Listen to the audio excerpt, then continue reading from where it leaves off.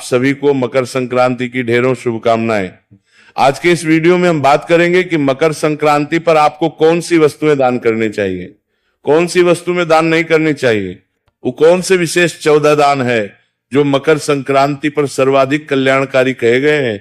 मकर संक्रांति पर दान क्यों करना चाहिए, ये जो दान आप मकर संक्रांति पर करते हैं ये जीवन में कहाँ काम आता है, या जीवन के पर्यंत इसका क्या लाभ मिलता है, बताएंगे। मकर संक्रांति पर अगर आपने अभी तक दान नहीं किया था, शुरू करने जा रहे हैं, तो पहली बार क्या वस्तु दान करें, इसको दान को करना कैसे चाहिए, दान देने की विधि क्या है, क्या कुछ संकल्प करना चाहिए, हाथ फेर के मनस के देना चाहिए, कैसे देना चाहिए, ये दान किस किस को दिए जा सकते हैं, 14 वस्तुएं किसको दान देनी चाहिए, और मकर संक्रांति का जो दान है वो किसके निमित्त कहा गया है।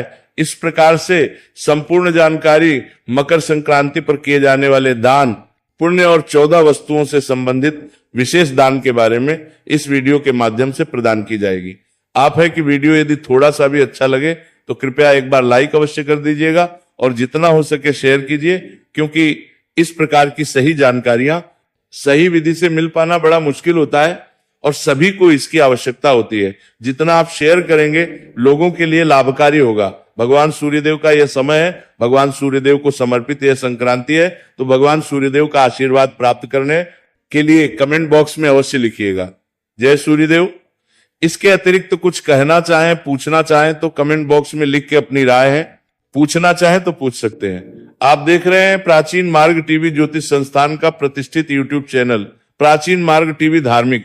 हम यहाँ पर सभी व्रत और त्योहारों की सही शास्त्रीय जानकारी प्रदान करते हैं। ज्योतिष शास्त्र और पंचांग के आधार पर आपको बताते हैं कौन सी तिथि कब है, व्रत आदि कब करना है, क्या विधि है, क्या नियम है और क्या गलती नहीं करनी है।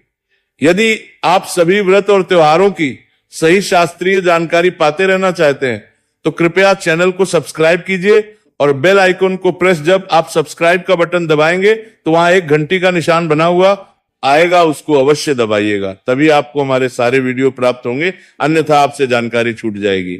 आइए प्रिय दर्शकों, जानकारी आरंभ करते हैं, बात करते हैं क्या दान हमें करने चाहिए मकर संक्रांति पर और कौन सी वो 14 वस्तुएं हैं जो विशेष लाभकारी हैं। प्रिय दर्शकों, आप सभी जानते हैं कि ये जो मकर संक्रांति का पर्व है ना, ये अनंत पुण्य प्राप्त करने वाला दिन है। ये अनंत की प्राप्ति कराता है, मनुष्य के कल्याण के लिए अत्यंत ही महत्वपूर्ण होता है। मकर संक्रांति का दिन इतना महत्वपूर्ण क्यों है और इसे मकर संक्रांति क्यों कहते हैं। प्रिय दर्शकों, आप जानते हैं कि सूर्य देव जो हैं चलायमान ग्रह हैं, अर्थात वो सदा चलते रहते हैं, निरंतर चलते रहते हैं, उनका रथ कहीं भी थमता नहीं है, रुकता नहीं है। इस प्रकार 12 महीने वो लगातार चलते हैं और एक महीने एक राशि में गोचर करते हैं, विचरण करते हैं, अर्थात 12 राशियां जो है ना, इस अहवायुमंडल हमारे चारों तरफ है।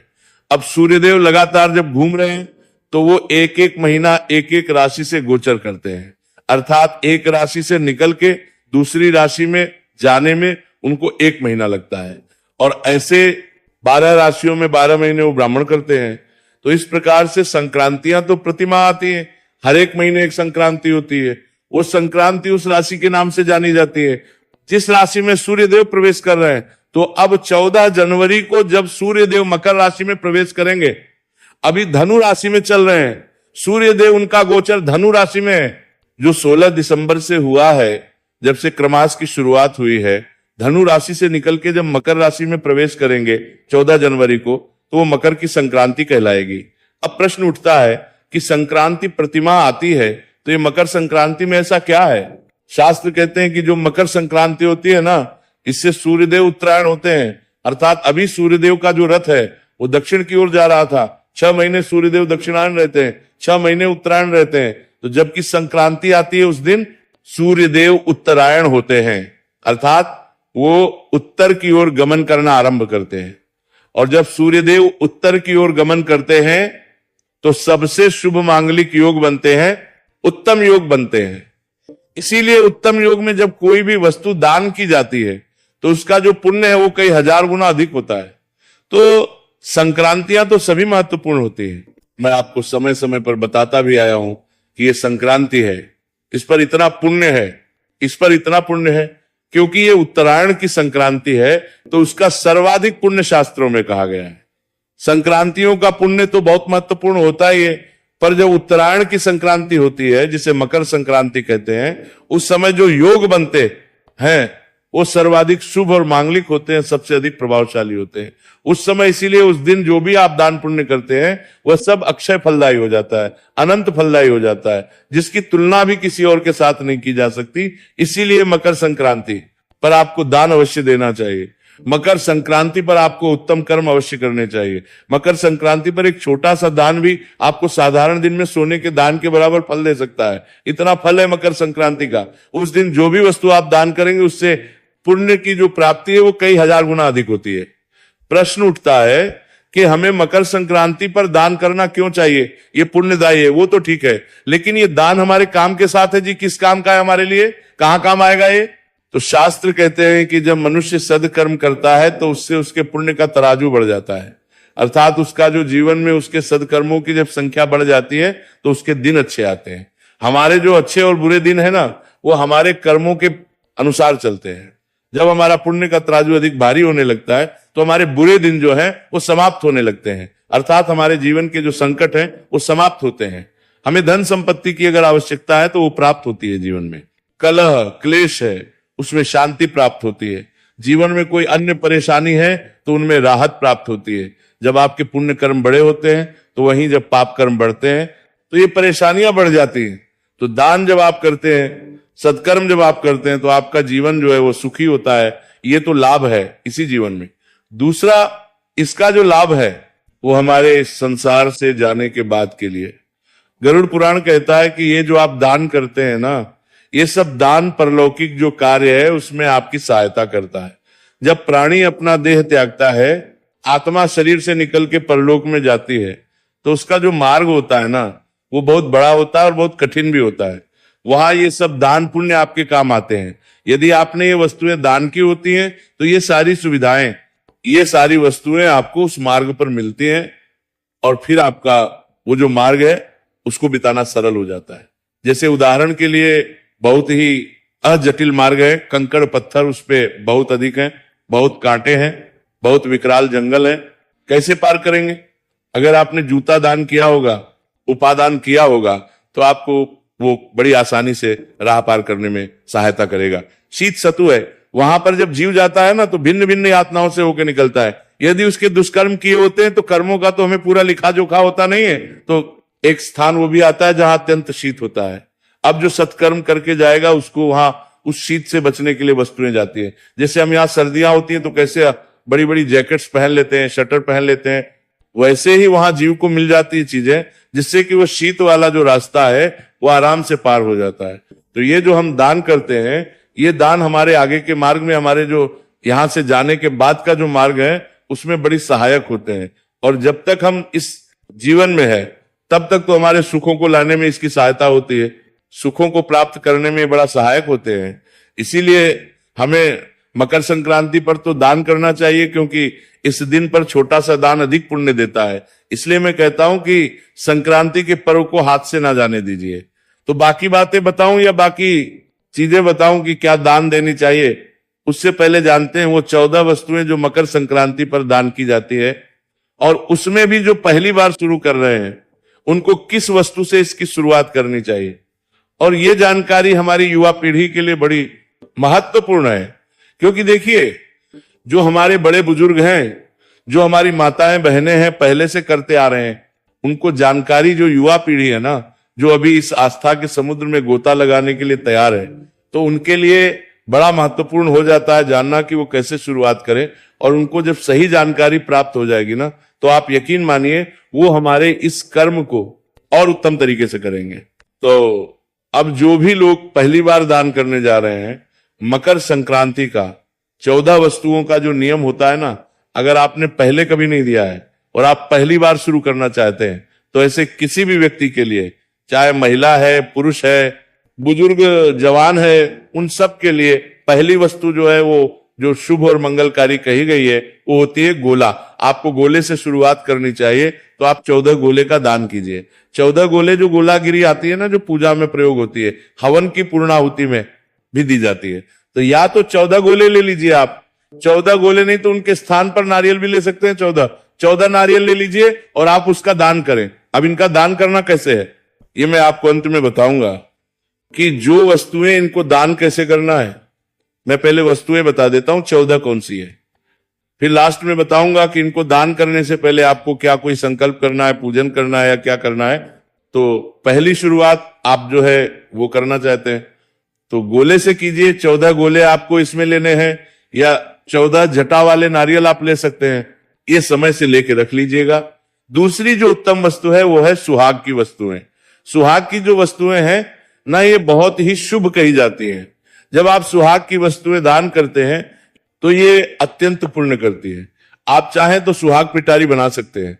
सुहाग पिटारी में क्या एक पैकेट बना लिया जाता है सुहाग की वस्तुओं का, उसमें 14 वस्तुएं ले ली जाती हैं जो आपके महिलाओं के जो श्रृंगार में काम आती हैं। 14 वस्तुएं ले लीजिए आप, उसमें बिंदी ले ली, लिपस्टिक ले ली, काजल ले लिया, मेहंदी ले ली, इस प्रकार से 14 वस्तुएं आपने ले ली, उनको एक पैकेट बना लिया। ऐसे 14 पैकेट आपने बनाने हैं। अब अगर किसी के पास अधिक सामर्थ्य नहीं है, सामर्थ्य से भी प्राय अधिक धन खर्च नहीं कर सकते, क्योंकि 14 वस्तुएं लेके जब 14 पिटारी बनाएंगे तो उसमें बहुत अधिक खर्चा आता है। तो उस अवस्था क्या करेंगे आप कि 14 वस्तुएं भी ले सकते हैं। 14 वस्तुओं के 14 पैकेट के स्थान पर केवल 14 वस्तुएं ले लीजिए। 14 बिंदी के पत्ते ले लीजिए केवल, या अन्य जो भी है सिंदूर ले लीजिए 14, या फिर मेहंदी ले लीजिए 14। वो लेनी है और वो किसको दान देनी है? 14 सुहागनों को दान देंगे। ये सुहागन कौन होंगी? ये सुहागन वैसे तो प्रेफर किया जाता है कि जो आपके परिवार की महिलाएं होती हैं उनको दिया जाए। आपकी जेठानियां हैं, सास है, नंदे हैं, उनको दीजिए। अगर वो पूरे नहीं हो रहे हो तो आपकी जो भी मिलने जुलने वाली महिलाएं हैं, जो सुहागन है, जो उसको महत्व देने के सके, उनको आप ये वस्तुएं दान दीजिए। ऐसे ही 14 सुहागन महिलाओं को दी जाती है, क्योंकि पुराण कहते हैं कि सुहाग की वस्तुओं को जितना बांटा जाता है उतना ही आपका सुहाग जो है वो उत्तम होता है, मजबूत रहता है और लंबे समय तक आपका दाम्पत्य जीवन सुखमय व्यतीत होता है। इसीलिए सुहाग की वस्तुओं को दान करने की परंपरा जो है ये हमारे सनातन धर्म में प्राचीन समय से ही है। इसके अलावा आप 14 बर्तन बांट सकते हैं। बर्तन बांटने का भी बड़ा अधिक महत्व है और बहुत अधिक फल कहा गया है, तो आप बर्तन बांटने का भी नियम ले सकते हैं। 14 बर्तन बांटने हैं आपने। संक्रांत वाले दिन 14 बर्तन, क्या, जैसे कि उदाहरण के लिए आप लोटा ले लीजिए। बांटने वाले गिलास बांटते हैं, कुछ बांटने वाले कटोरी बांटते हैं जिनके पास अधिक धन है, जो अच्छा खर्च कर सकते हैं। आप केसर और ला सकते हैं, 200-250 रुपए का एक आता है। बोतलें ला सकते हैं, स्टील की जो बोतलें आती हैं आजकल पानी आदि की, वो ला सकते हैं। आप नाम लिखवा के भी उनको आप दे सकते हैं। इस प्रकार से कोई भी आप बर्तन ले सकते हैं। इसमें ध्यान दीजिएगा कि एक लोटा आप तांबे का लीजिएगा, क्योंकि सूर्य भगवान को तांबा अति प्रिय है। तांबे का एक लोटा लीजिएगा और वो पंडित जी को दान दीजिएगा मंदिर में। अगर आप बर्तन बांट रहे हैं तो 14 में से एक तांबे का लोटा लीजिएगा। फिर कहूं कि तांबा जो है सूर्य भगवान को अति प्रिय है, इसीलिए तांबे के लोटे का दान मकर संक्रांति पर अधिक उत्तम रहेगा।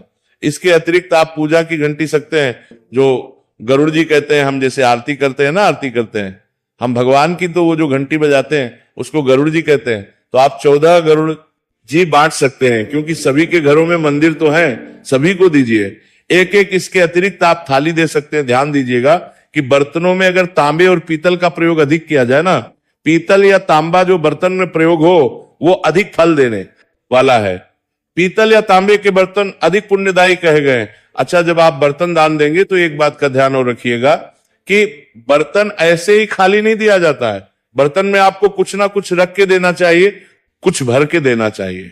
जैसे आप गिलास दे रहे हैं, लोटा दे रहे हैं, कुछ दे रहे हैं ना, तो उसमें या तो थोड़े चावल डाल दीजिए, थोड़े गेहूं दे दीजिए, कुछ ना हो तो 2-2 लड्डू रख दीजिए, फल रख दीजिए, मूंगफली रख दीजिए, या तिल से बने हुए लड्डू रख दीजिए, तिल से बनी हुई कोई मिठाई रख दीजिए। ऐसे कुछ ना कुछ भर के आपको देना है। बर्तन को कभी भी खाली दान नहीं किया जाता है, इसका ध्यान रखिएगा। ये 14 आइटम आपको लेने हैं। इसमें आप दिए ले सकते हैं, बहुत अधिक फलदायी है। पीतल के दिए लीजिए 14, आप 14 लोगों को बांटिए। आप देखिए उनमें जब दिया जलाया जाएगा उससे जो पुण्य मिलेगा वो बहुत अधिक होगा। आप 14 दिए लीजिए। आप लंच बॉक्स बांट सकते हैं। इस प्रकार से वस्तुएं बहुत हैं। इनमें से आप जो भी चाहें, जो आपके सामर्थ्य है वैसे बांट सकते हैं। इसके बाद आप वस्त्र दान दे सकते हैं। 14 वस्त्र बांटने की आपको आवश्यकता है। 14 क्या वस्त्र लें आप चाहे तो 14 स्वेटर ले सकते हैं, महिला देने हैं, 14 महिलाओं के लिए स्वेटर ले लीजिए, 14 कंबल ले सकते हैं, 14 कंबल ले लीजिए, एक कंबल पंडित जी को दीजिएगा, बाकी आप बाकी लोगों में बांटिएगा। अच्छा, ये आवश्यक नहीं है कि ये 14 वस्तुएं आप परिवार के लोगों को ही दे या संपन्न लोगों को ही दे, एक ब्राह्मण को दीजिए, बाकी आप किसी गरीब को दे सकते हैं। ब्राह्मण को इसलिए आवश्यक है दान देना, क्योंकि ब्राह्मण को जो दान देते हैं उसे पुण्य अधिक प्राप्त होता है। ब्राह्मण को दिया जाने वाला जो दान है वो सर्वाधिक पुण्यकारी शास्त्रों में कहा गया है। इसीलिए आपने एक नव वस्तु ब्राह्मण को अवश्य देनी चाहिए, और ब्राह्मण में भी योग्य ब्राह्मण को, ऐसा नहीं किसी भी अब्राह्मण, केवल जात से ब्राह्मण होना नहीं, उसकी योग्यता होनी चाहिए, अर्थात वह भगवान की भक्ति करने वाला हो, वेद पाठ का अज्ञाता हो, वेदों को पढ़ने वाला हो, भगवान की कथाएं करने वाला हो, जो पुण्य कर्म करता हो, जो भगवान की भक्ति करता हो, ऐसे किसी ब्राह्मण को दान दिया जाए, वह सर्वाधिक पुण्यदायी कहा गया है। तो कपड़े ले सकते हैं, कंबल, स्वेटर, शॉल। अच्छा, इसमें रंग का कोई भेद नहीं है, ऐसा नहीं है कि काला नहीं लेना या नीला नहीं लेना, इस दान में कोई भी रंग ले सकते हैं। और उन्हीं वस्त्र बहुत अधिक शुभदायी कहे गए हैं। उन्हीं वस्त्र में आप टोपी ले सकते हैं, कैप जो आती हैं उनकी बनी हुई गरम, वो भी ले सकते हैं, कम पैसे में आ जाती हैं, 14 और आराम से बांटी जा सकती है। आप बेडशीट बांट सकते हैं, आप टॉवेल का दान कर सकते हैं, तौलिए जो आते हैं आप सूट बांट सकते हैं, आप साड़ियां दे सकते हैं, 14 साड़ियां लोग तो ब्लाउज पीस भी देते हैं। अगर आपके अधिक वो नहीं है तो आप ब्लाउज पीस बांटिए। आप जुराब दान कर सकते हैं, 14 सेट जुराब के ले आइए, या 14 पैंट शर्ट बांट सकते हैं। पाठ पूजा के लिए जो आसन प्रयोग होते हैं ना, वो आसन बांट सकते हैं, आप 14 आसन बांट सकते हैं। तो जितना आप गर्म कपड़े और गर्म वस्त्र दान करेंगे ये बहुत कल्याणकारी होगा। जैसा कि मैंने आपको बताया कि जब आत्मा का अंतिम सफर होता है उस समय ये वस्तुएं बड़ी काम आती हैं। जब शीत मार्ग को आप पार करेंगे तो वहां ये उन्हीं वस्त्र आपके लिए बड़ा ही सहायक रहेंगे। लड्डू गोपाल की पोशाक, आजकल सभी के घरों में लड्डू गोपाल है, आप 14 लड्डू गोपाल की पोशाक लाइए, वो बांटिएगा, फल बहुत अधिक है। आपको चप्पल या जूते का दान करना चाहिए। जूते या चप्पल का दान जीवन में कम से कम एक बार आपको अवश्य करना चाहिए। ये बड़ा महत्वपूर्ण है और बड़ा सहायक होता है आपको। इसका पुण्य फल बहुत अधिक है, क्योंकि जैसा मैंने आपको बताया कि जब आप गरुड़ पुराण के अनुसार बात करें तो जो एक अत्रिली राह पर जब जीवात्मा चलती है तो उस समय ये आपके काम आते हैं। आप छतरी दान कर सकते हैं, छतरी का बड़ा महत्व है। और इसमें भी, छतरी में भी काली छतरी दान कीजिए। काली छतरी का बहुत अधिक महत्व कहा गया है। ये 14 काली छतरी आप दान कीजिएगा। काली छतरी के विषय में एक विशेष महिमा कही गई है। मैं प्रयास करूंगा कि काली छतरी के बारे में एक अलग से वीडियो बना के दूं कि कैसे ये अधिक महत्वपूर्ण है। आपको प्रकाश दान अर्थात टॉर्च दान करनी चाहिए।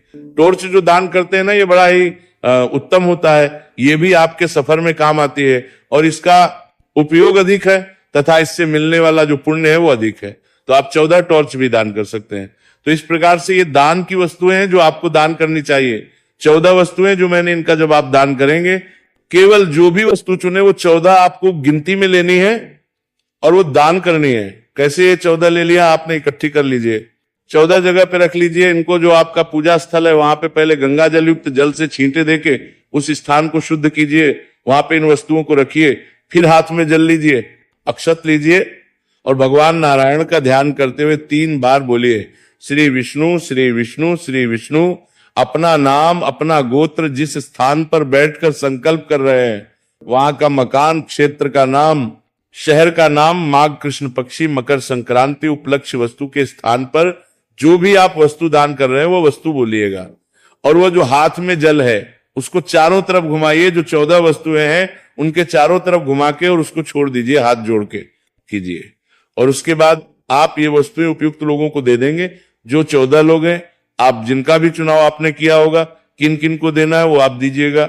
इसके अतिरिक्त एक प्रक्रिया जो हमारे घर में माताएं करती आई हैं कि अगर आप संकल्प इस प्रकार से ना कर पाए तो सीधे हाथ में अपने जल लीजिएगा और जो महिलाएं कर रही हो अपने साड़ी का पल्लू उसमें अवश्य लगा लीजिएगा और उसके बाद उस जल को चारों तरफ घुमाइएगा उन वस्तुओं के, 14 वस्तुओं के, और उसके बाद छोड़ दीजिएगा नमस्कार करके और फिर आप वो वस्तुएं दान कर।